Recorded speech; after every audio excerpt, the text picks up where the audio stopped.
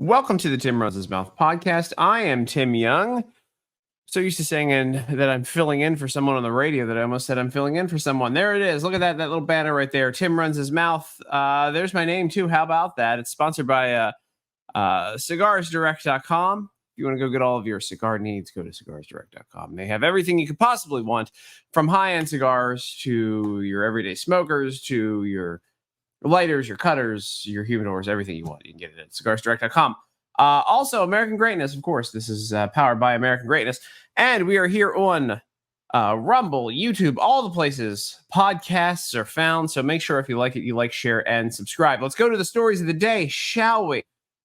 There it is. Donald Trump. Fox News announcing that Donald Trump has clinched the 2024 Republican presidential nomination during Tuesday's primaries.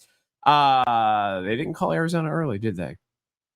Here we go. Trump clinched his party's 2024 nomination Tuesday when Georgia, Mississippi, and Washington State held their primaries. Let's go to the scores here. Trump had 1,078 delegates at the start of the day. He needed 1,215 to lock up the nomination. 59 GOP delegates were up for grabs in Georgia, 40 in Mississippi, and 43 in Washington State. Did you know that there's still Republicans in Washington State? Apparently everything outside of Seattle is still pretty conservative out there. But anyway, Trump only lost, by the way, in these primaries, Washington, D.C. and Vermont, to Nikki Haley, who I'm surprised actually dropped out. I'm surprised she actually finally gave up on that. I thought she was going to continue collecting money. She refused to, by the way, endorse him, but I thought she was going to keep collecting money from her consultants. And that was the only reason that she was in this race to start with, was to collect money from people. That's all that her entire political career is at this point, is her collecting money from consultants in the consultant class to make sure that she stays a millionaire. You know, she's not in this for anything other than maybe sending your kids to war and helping out, her friends in the military industrial complex. That's her whole goal. Her whole goal. So that's that. Donald Trump wins the nomination for the Republican primary. It's over. It was over before it started. Even with DeSantis in the race, it was over before it started. Let's move on to another story really quickly here, because, again, I could talk about Trump winning all day long, but we've got other issues to deal with. This is End Wokeness from End Wokeness here on Twitter or X or whatever you're calling it nowadays.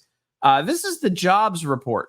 And 11 out of the last 13 jobs reports from the Biden administration have been overinflated and had to be revised. And as you can see right there, January 2023, it went down 45,000. February 2023, down 63,000. These are significant numbers. We're talking above, in some cases, 20%, 50% it dropped in June 2023. It's down 104,000. So they're saying that they're creating 500,000 jobs and then it drops 45,000 jobs. Or in June 2023, they say they created 209,000 jobs. And then it dropped 104,000 jobs all the way down to 105,000.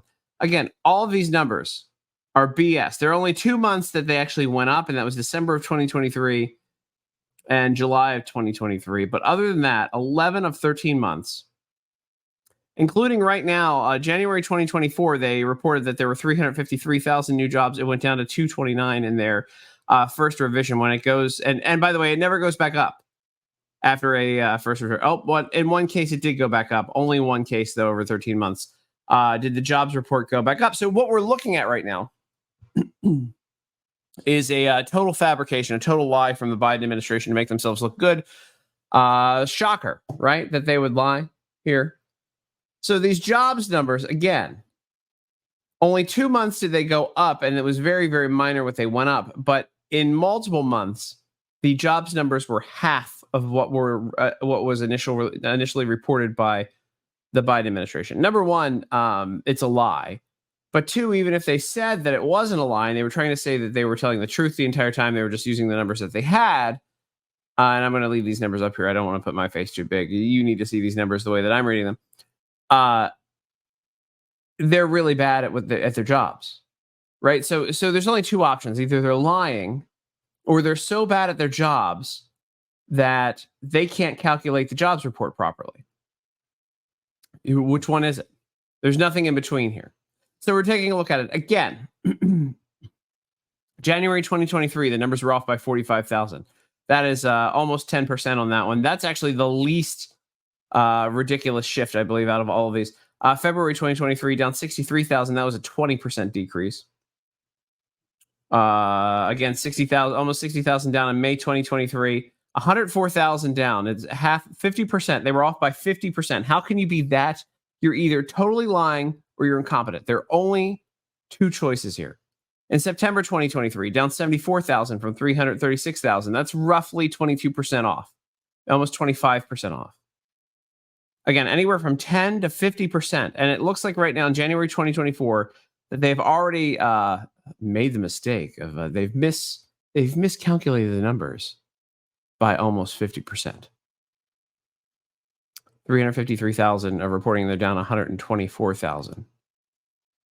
So, and down, well, that's not 50%. That's about 40%, 37%. It's insane. So these people are either totally incompetent or they're complete liars. You be the choice. Which one do you think it is? Do you think they're total liars or do you think they're just totally incompetent? There's one or the other.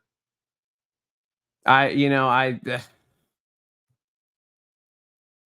have no idea. I think they're total liars, and then they get busted when economists start actually looking into things. We'll talk about this next story. We're going to go through these stories today. We're going through fast and loose. That's how we're playing this today. This is an interesting one. Here is the reporter, Sam Levin. Who cares? He's from The Guardian. It says a San Bernardino sheriff fatally shot Ryan Gaynor, 15, who was holding a garden tool. Now, I know what you're saying to yourself. Here we go again. What a nice boy. Ryan ran cross-country team. He wanted to be an engineer. He had autism. Oh, my gosh. The department released an edited video but refused to share footage of the actual shooting because it's, again, graphic. So here's The Guardian reporting on this. And I want to make sure that, yeah, there we go. It's big enough for you guys to see. Let me pull up the article. Uh-oh. We haven't been, wait, you can't show me the page. There we go. California officer shoots and kills a boy. He was 15, an innocent boy, didn't do nothing. Civil rights advocates call for the release of police body cam footage after Ryan Gaynor was killed on Saturday by deputy responding to a 911 call. And I am not going to register. A sheriff's deputy in Southern California shot and killed a 15-year-old boy who was holding a gardening tool, just a simple gardening tool. He had autism. What a nice boy. There's a nice family photo. There he is. Now, what they're not showing you is, of course, the gardening tool. Right? So we're gonna go here because the body cam footage was released, and again they're saying he's just a nice boy. We were able to get this from and we're gonna go into my Twitter. There he is. I got this from the body cam footage. There he is, a nice boy, just holding a gardening tool. Now, you know, when I think of a nice autistic boy holding a gardening tool, and I need to blow that up more, looks like it's a shovel. And it looks like he's holding it to swing. But hey, autism. Who are we to say that what a nice gardening tool, you know, when you're just swinging around a garden. Yeah, it just must have been a simple definitely looks like he's not charging him there either with the simple gardening tool. And I think where's my friend here? Here's mostly peaceful memes.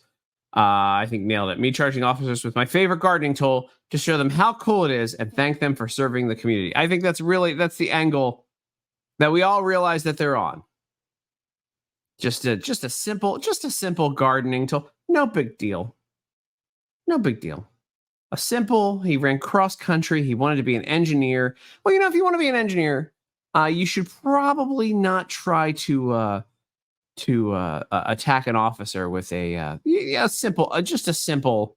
Could have been a shovel. Could have been an axe. Certainly looked like a shovel to me.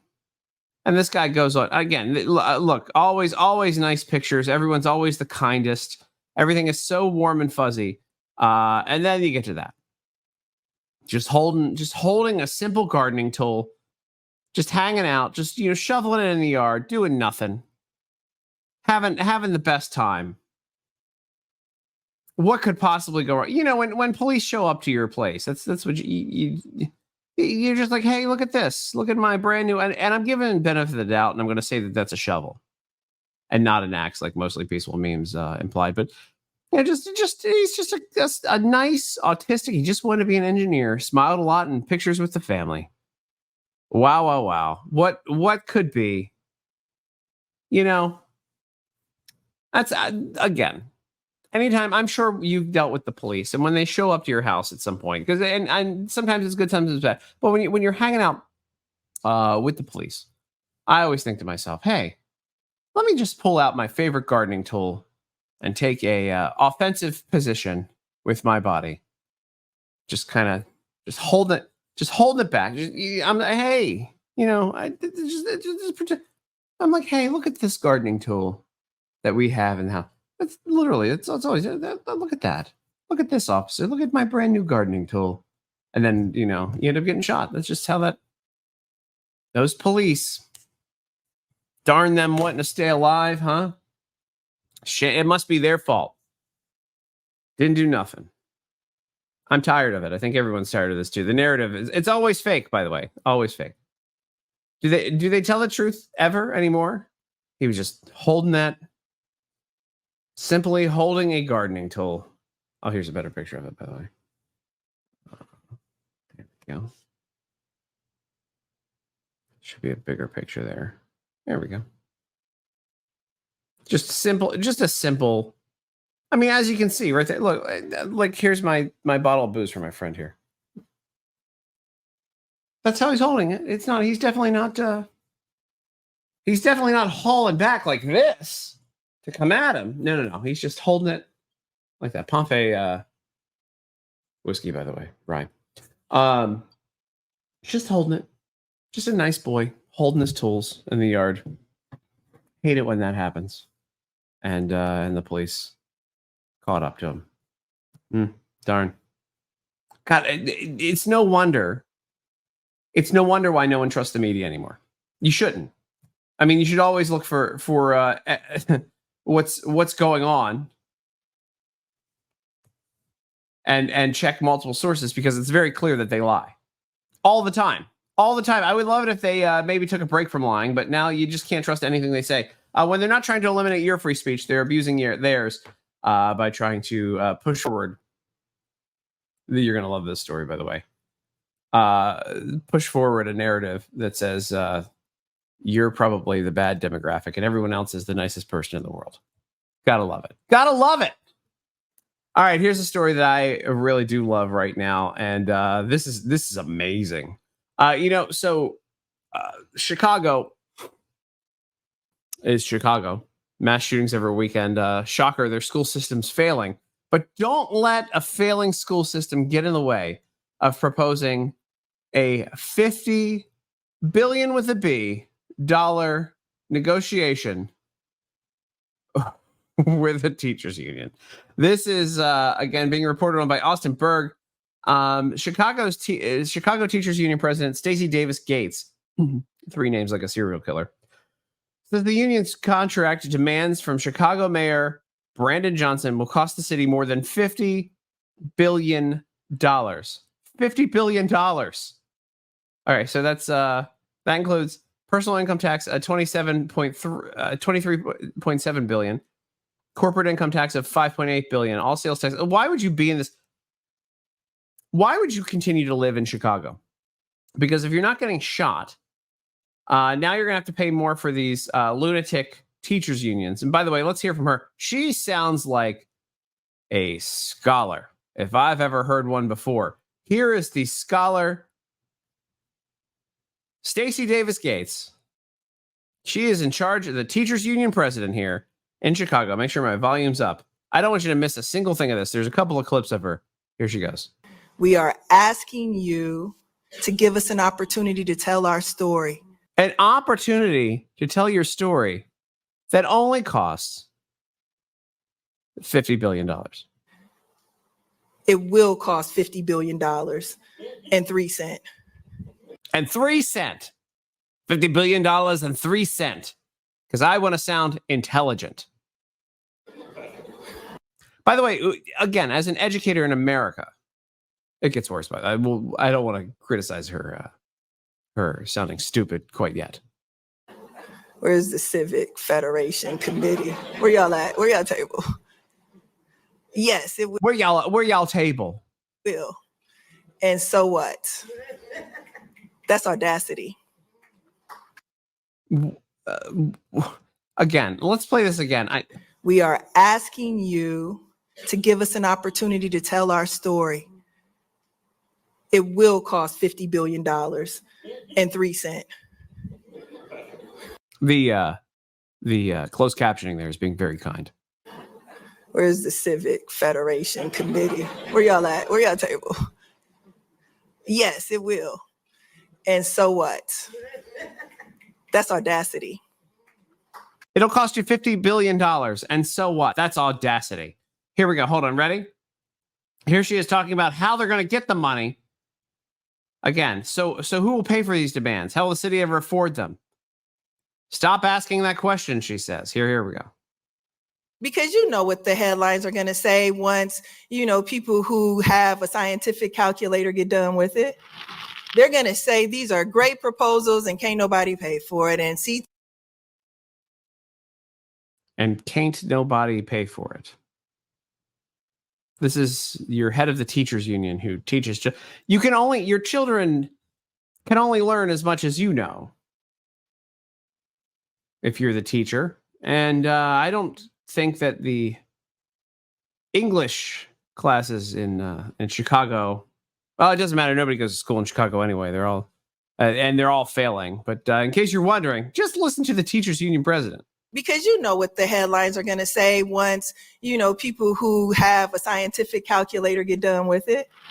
They're going to say these are great proposals and can't nobody pay for it. And CTU with all of this, that, and the other. And who's going to pay for it, Stacey? Stop asking that question. Ask another question. Stop asking questions. Stop asking where the $50 billion is going to come from. Just give us $50 billion. They're going to say these are great proposals and can't nobody pay for it. And can't nobody pay for it. Yeah. And also, here you go. This is fun. I'm going to pull this article up.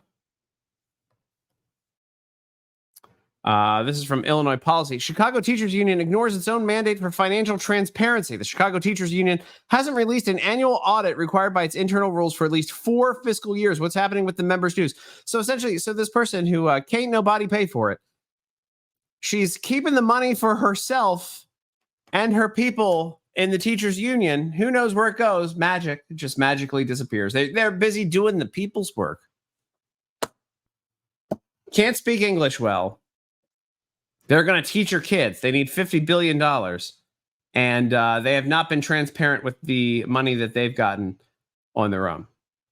That's just a good example of a teachers union. That's what they do. They're just here to make money and screw up your kids and stay out of work, by the way. Remember, it was the teachers unions who were trying to keep all of the kids out of school so that their lazy teachers couldn't go to work.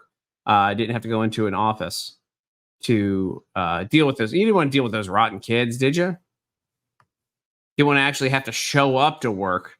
Why would you want to do that? Why would you want to show up? Keep them out. It was the teachers union, the national teachers unions were trying to keep kids out of school. So then teachers didn't have to go in. They could sit at home and with their cats.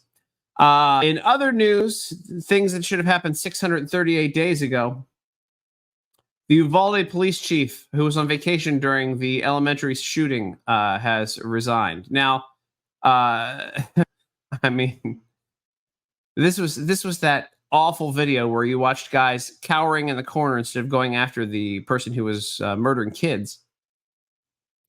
But you can read a little bit of this. The Uvalde police chief, who was on vacation during the Robb Elementary School shooting, submitted his resignation Tuesday, less than a week after the report ordered by the city defended the department's response to the attack, but outraged some family members of the 19 children and 2 teachers who were killed. Again, these were the guys who were like using hand sanitizer in the hallway. They were doing nothing. They were sitting around doing nothing. They were a total failure of a police department. They were all cowards. And finally, 638 days after he should have resigned, which I believe is the exact amount of days since the Uvalde shooting as of yesterday, the Uvalde police chief finally resigned. I mean, that was, to say it's overdue is an understatement. That guy should have been gone a long time ago, and it's shameful that he sat around and collected a paycheck from that town in all that time. He should have been gone, and every police officer involved should have been gone. Disgusting. It's disgusting. All right, also in the news, Neil Young has decided to return to Spotify. I know, crazy concept. Remember, he stopped going on Spotify because Joe Rogan, you might have heard of him. He has a small podcast. Joe Rogan was asking questions. And when Joe Rogan asked questions, it was too much. This is a very forgiving photo of Neil Young, by the way. Neil Young doesn't look a day past death right now. That is a very forgiving photo of him. He left Spotify in 2022. He probably needs the money now because Rockstar left Spotify in 2022 in protest over podcaster Joe Rogan, but says he can't keep up the fight as Rogan broadens distribution to Apple, YouTube, and Amazon. Actually, and I'm not going to register for your stupid page. Neil Young needs money is what the headline should say. Neil Young needs money. And to the 20 people who want to listen to Neil Young music, congratulations. It's going to be back on Spotify. He removed his entire catalog from the world's biggest streaming company in January 2022 in protest against Joe Rogan, whose chart-topping podcast was exclusive to Spotify. And now here we are. This is The Guardian. Rogan was widely accused of spreading misinformation about COVID vaccines via the podcast. Well, it turns out he was right about everything. He was totally right about everything. But here, not only Young, but also a group of 270 scientists and healthcare professionals who said Rogan's misinformation was a sociological issue of devastating proportions, and Spotify is responsible for allowing this activity to thrive on its platform. Here's the thing. Joe Rogan was right by asking questions, and all of those 270 scientists and healthcare professionals can suck it. They were wrong. And people were dying because of them. So, Young at one point called Spotify the home of life-threatening COVID misinformation, selling lies for money. They can have Rogan or Young, not both. Well, guess what? Neil Young went away. He lost money. He made no difference. Joe Rogan continued to grow, and now he has to come crawling back to get a couple of bucks because things aren't going well in Neil Young land. Par for the course for these people. Par for the course. A total coward who thought he was going to do something and accomplished absolutely nothing.